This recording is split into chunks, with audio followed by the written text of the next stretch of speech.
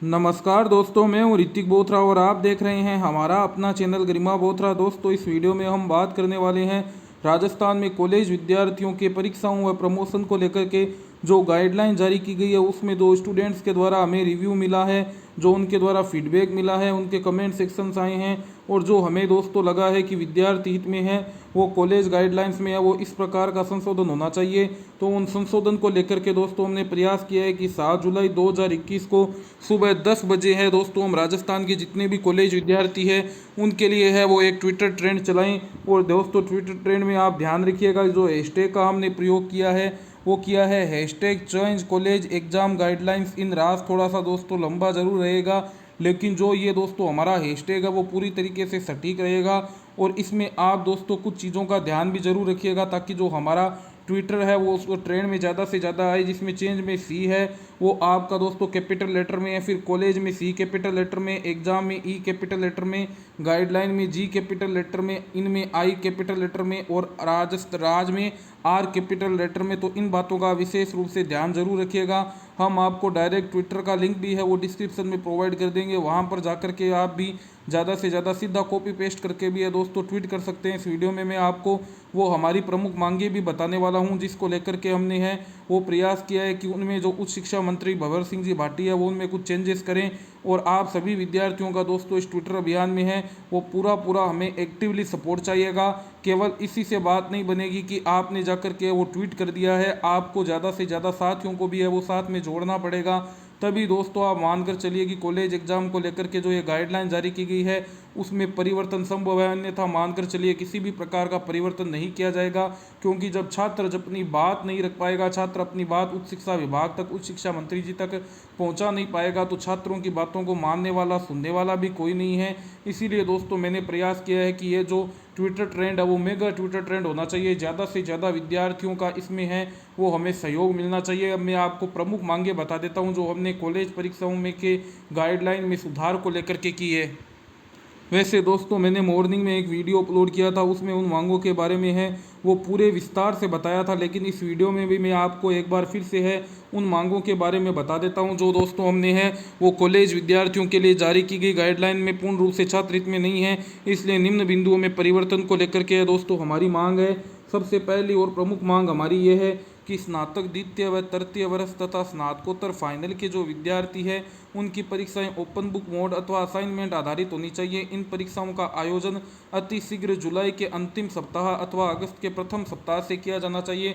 तो पहली और हमारी जो प्रमुख मांग है वो है स्नातक द्वितीय वर्ष के विद्यार्थियों के लिए, स्नातक तृतीय वर्ष के विद्यार्थियों के लिए, साथ ही जो पीजी प्रीवियस ईयर के विद्यार्थी हैं उनके लिए कि जो उनके एग्ज़ाम हैं वो ऑफलाइन परीक्षाएं करवाने की बात की गई है, वो ऑफलाइन ना होकर के ऑनलाइन या असाइनमेंट बेस्ड है वो एग्ज़ाम होने चाहिए। क्योंकि दोस्तों मैं आपको बता दूं, जब कल उच्च शिक्षा मंत्री जी से पूछा गया कि विद्यार्थियों के आप ऑफलाइन पेपर करवा रहे हैं, कोरोना का कोई भरोसा नहीं है, डेल्टा वेरिएंट और डेल्टा प्लस वेरिएंट के भी केस आ रहे हैं, तो आप किस प्रकार विद्यार्थियों की ऑफलाइन परीक्षाएं करवाएंगे। हम कह भी नहीं सकते कि आज कोरोना के केस इतने हैं तो कल कितने होंगे। तो उच्च शिक्षा मंत्री जी ने जो जवाब दिया था वो ये दिया था कि हम विद्यार्थियों का, शिक्षकों का व कर्मचारियों का प्राथमिकता के आधार पर है वो वैक्सीनेशन करेंगे, उसके बाद में ही उनकी परीक्षाओं का है वो आयोजन करेंगे। लेकिन दोस्तों मैं आपको माननीय मुख्यमंत्री अशोक गहलोत जी का ही एक ट्विटर दिखा देता हूं जो उन्होंने ट्वीट किया है, और आज ही दोस्तों इसको है वो ट्वीट किया गया है। यह आप देख सकते हैं, प्रदेश में आज लगभग 70,000 वैक्सीन डोजेज बची है जो आज लगा दी जाएगी। वैक्सीन की कमी के कारण आज भी अधिकांश जिलों में है वो वैक्सीनेशन का काम बंद हो गया है। राजस्थान को आवश्यकता के मुताबिक वैक्सीन केंद्र सरकार से नहीं मिल पा रही है, जिसके कारण है वो वैक्सीनेशन है वो बार बार रुक रहा है। अभी 2:42 पर है वो माननीय मुख्यमंत्री जी के द्वारा ये ट्वीट दोस्तों किया गया है। तो अब आप देख सकते हैं कि राजस्थान के पास में वैक्सीन बची ही नहीं है, तो वो किस प्रकार से वो विद्यार्थियों को वैक्सीन लगाएगी। और यदि वैक्सीन राजस्थान सरकार को सप्लाई भी की जाती है तुरंत प्रभाव से केंद्र सरकार के द्वारा, तो भी सबसे पहले जो सेकंड डोज वाले दोस्तों पीपल्स है, जो लाभार्थी है, उनको सबसे पहले वैक्सीनेट किया जाएगा। क्योंकि सेकंड डोज है वो पहली डोज से ज़्यादा प्राथमिकता के आधार पर उनको वैक्सीनेट किया जाता है। तो फिर जो कम से कम 6 लाख विद्यार्थी तो फाइनल ईयर के हैं, उनके साथ में जो शिक्षक है, कर्मचारी है, उनका वैक्सीनेशन आप 20 दिनों के अंदर अंदर कैसे करेंगे। इस बात का जवाब ये है वो उच्च शिक्षा मंत्री भंवर सिंह जी भाटी को, मुख्यमंत्री अशोक गहलोत जी को व राजस्थान सरकार को अवश्य देना चाहिए। उसके बाद में जो हमारी दूसरी प्रमुख मांग है वो है जो पीजी प्रीवियस ईयर के विद्यार्थी है, स्नातकोत्तर पूर्वार्ध के विद्यार्थी है, उनके लिए कि उनको है वो जनरल प्रमोट किया जाना चाहिए। क्योंकि मैं आपको बता दूं नियमों के अनुसार पीजी प्रीवियस ईयर के विद्यार्थियों को जनरल प्रमोट करने में किसी भी प्रकार की समस्या नहीं है। उच्च शिक्षा मंत्री जी ने यह बात तो यूजी सेकेंड ईयर के विद्यार्थियों के लिए कह दी कि हम उनको प्रमोट करना चाहें तो भी नहीं कर सकते, क्योंकि यूजीसी का नियम है कि यूजी में कम से कम आपको 2 साल की परीक्षाएं हैं वो करवानी ही पड़ेगी।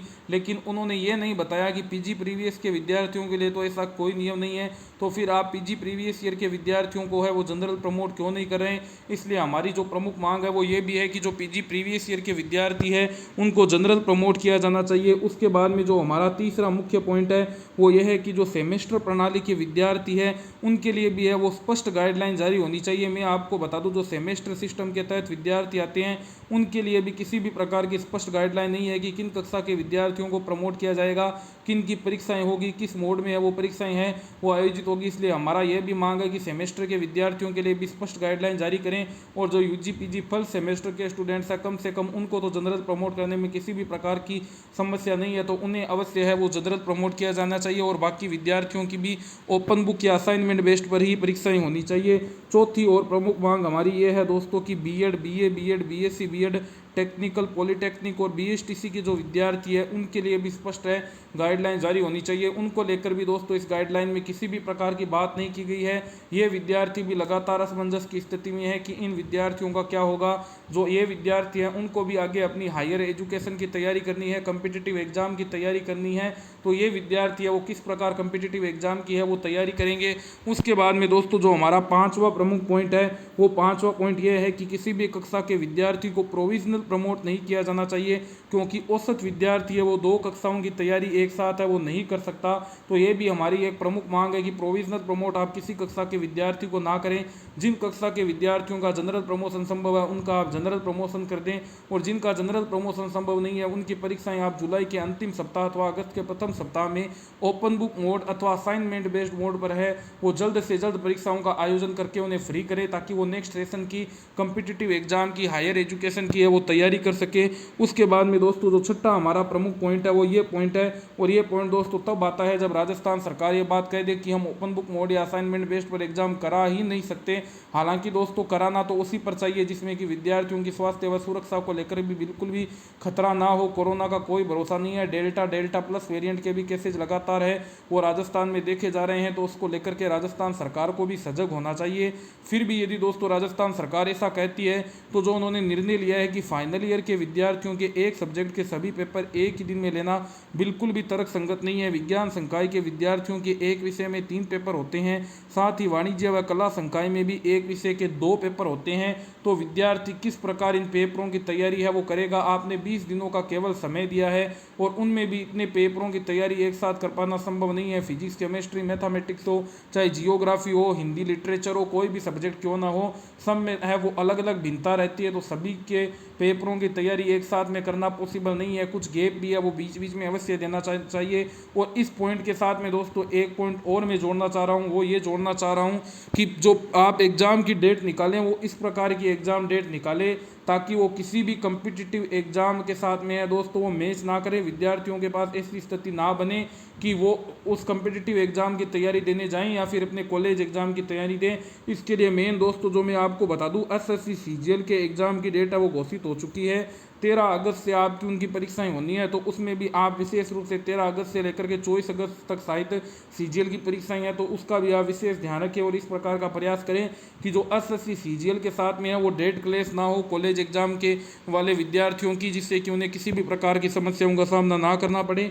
और जो हमारा पॉइंट नंबर 7 है और इम्पोर्टेंट पॉइंट हो जाता है दोस्तों, और ये हम बात कर रहे हैं जो अगला अकादमिक सत्र अभी 10 जुलाई 2021 से ऑनलाइन कक्षाओं के रूप में शुरू होना है, उसके अनुसार कि अगले अकादमिक सत्र से विद्यार्थियों के मूल्यांकन की इस प्रकार से व्यवस्था करना ताकि किसी भी परिस्थिति में परीक्षाएं ना होने पर भी विद्यार्थियों को किसी भी प्रकार का नुकसान ना हो। आप वीकली या फिर सेशनली या फिर मंथली है वो इस प्रकार से असाइनमेंट बेस्ड है वो बार बार असाइनमेंट विद्यार्थियों से करवाते रहे, प्रेजेंटेशन लेते रहे, उनके टेस्ट है वो आप करवाते रहे, प्री बोर्ड के आधार पर सेमेस्टर सिस्टम के आधार पर आप है उनका लगातार मूल्यांकन करते रहे, ताकि कभी भी ऐसी परिस्थितियाँ है वो भावी समय में भी बनती है तो विद्यार्थियों को किसी भी प्रकार का है वो नुकसान का सामना ना करना पड़े। तो ये प्रमुख दोस्तों हमारी 7 मांगे हैं वो राजस्थान सरकार के समक्ष रहेगी। आपकी भी दोस्तों इस पर कोई भी राय हो आप कमेंट सेक्शन में है वो ज़रूर बता सकते हैं।